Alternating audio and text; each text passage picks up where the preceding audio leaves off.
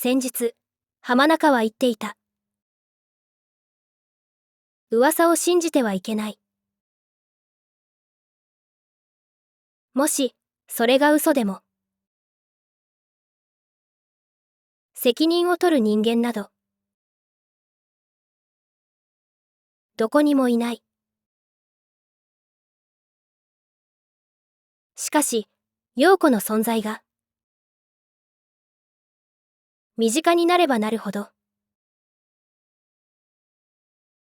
よしおは、その噂が気になった。陽子が以前、新橋の支店にいた頃、そこの上司と、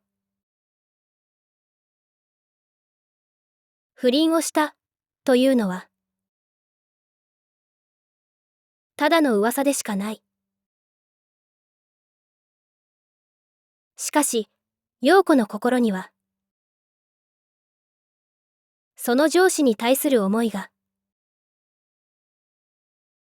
今も、あるのかもしれない。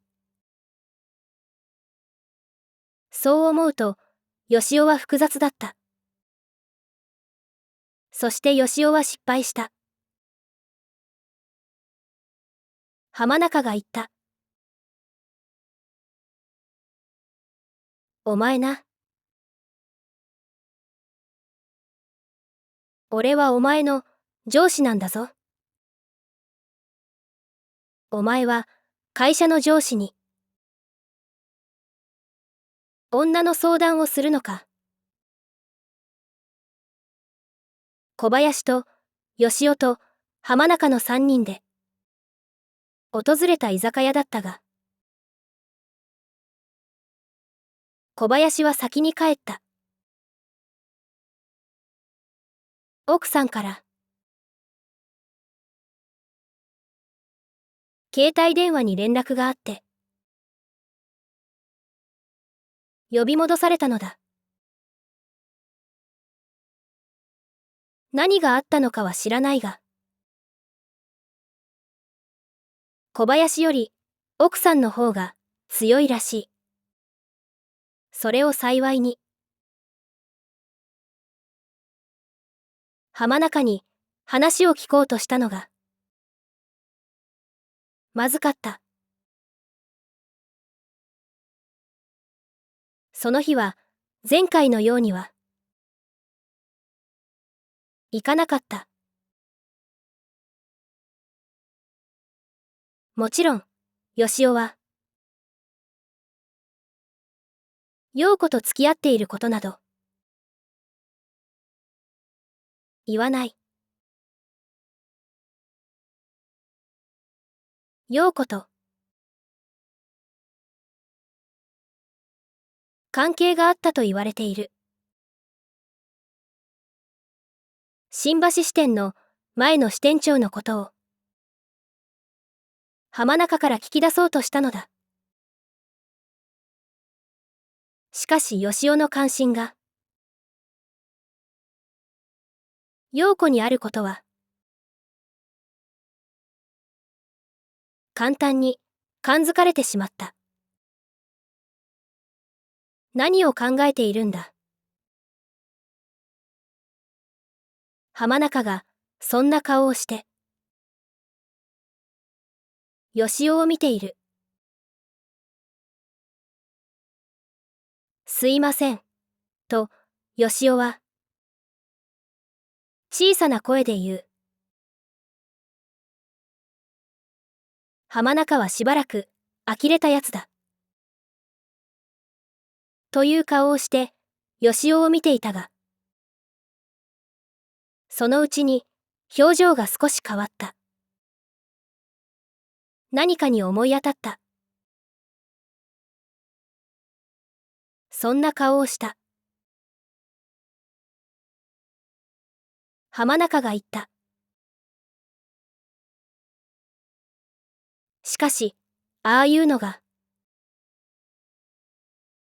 お前についてれば、お前ももう少し使えるやつになるかもな。どういう意味だろう。仕事で陽子が、よしおをサポートする。あるいは、よしおが陽子を見習えば、よしおはもっとマシになる。あるいは、陽子が、よしおのプレッシャーになって、よしおはもっと仕事をするようになる。どちらにしろ、浜中は、陽子を買っているらしい。先日も、あいつは使える、と言っていた。そしてよしおのことは、今一つだと思っているらしい。浜中は飲みかけの焼酎を飲み干してしまうと、店員を呼び、同じものをもう一つ注文した。まあいい、話してみろ。浜中がよしおに言った。話してみろと言われると、よしおは困る。陽子はよしおの彼女というわけではない。付き合ってはいても、所詮はよしおの片思いである可能性が高いのだ。話せと言われても、なんだよ、聞いてほしいんだろ。うまくごまかしたかった。しかしよしおに、浜中をごまかすことなど、できそうもない。浜中は、よしおなどより、ずっと頭がいい。バカと思われても、思うところを正直に言うしかない。よしおは言った。今、自分は、陽子と付き合っている。しかし、陽子が本当に好きなのは、陽子が以前付き合っていた。不倫相手の方に違いない。問題が起こった時に、自分は、たまたま陽子の前に、いただけなのだ。だから自分は、辛いのだ。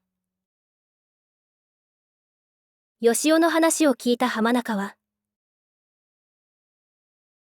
しばらく黙っていた。何を言うべきか。考えているのかもしれない。あるいは呆れて。言葉もないのかもしれない。よしおにはわからない。ただ浜中が何か言うのを待つしかない。やがて浜中は言った。愛だの恋だの、そんなのはたわごとさ。いいか、男と女は縁なんだ。縁があれば、馬が合わなくても、たとえ憎み合っていても、一緒にいるし、縁がなければ離れてく。そんなもんさ。お前は、たまたまと言うがな。たまたまというのは、結構、大事なことなんだぞ。よしおは、半信半疑だった。本当に、そう思っても、いいのだろうか。浜中が言った。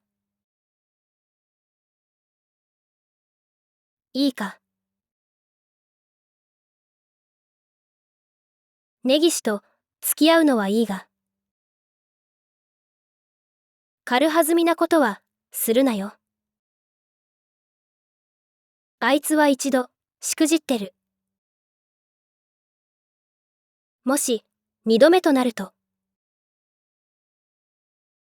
あいつだって今度は、会社に、いられなくなるかもしれない。それに、お前たちは、俺の部下なんだし。妙なことになったら、俺の責任問題にもなりかねない。俺にも、女房子供がいるんだからな。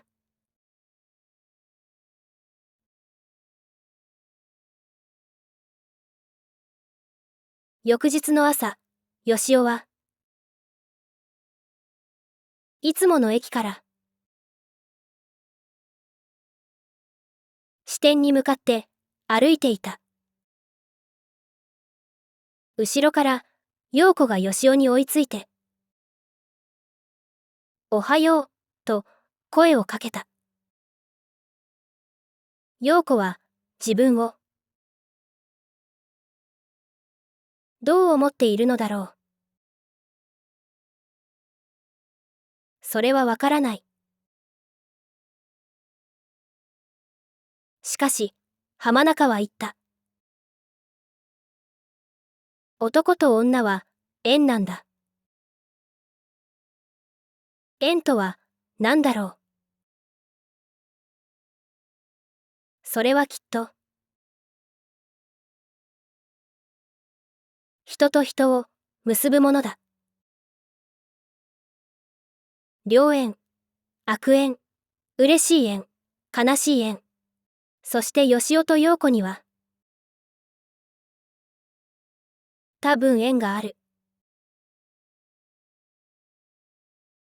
それが、どういう縁なのかは、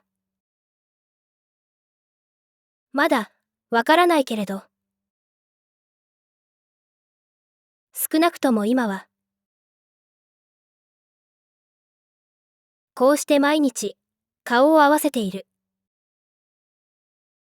おはよう、と、よしおは答えた。再生リスト、11に続きます。